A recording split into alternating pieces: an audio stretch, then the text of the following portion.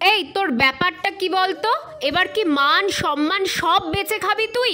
তোর গাছ লাগানোই আমি বন্ধ করব এবার, দাঁড়া। কোথায় ভাবলাম এত সুন্দর ফুলগুলো দেখে মা খুশি হবে, কিন্তু উল্টে আমাকে বকতে শুরু করেছে সকালবেলায়। ঘটনার সূত্রপাত এই ভাঙা দুধের বাক্সটা নিয়ে। শোনো তাহলে কি হয়েছে।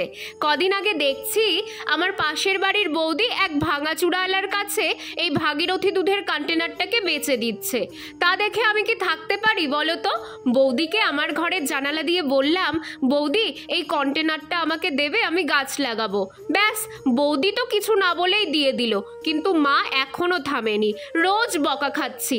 আরে ওই যে প্ল্যান্ট বাল্বগুলো কিনেছিলাম না, এখনো লাগানো বাকি, ভাবছি এটাতেই বসাবো, কিন্তু এই কন্টেনারের একেবারেই খারাপ অবস্থা, তাই সারানোর জন্য দড়ি কেচি সব নিয়ে বসে গেছি। দেখা যাক এবার এটাতে গাছ লাগাতে পারি কি না।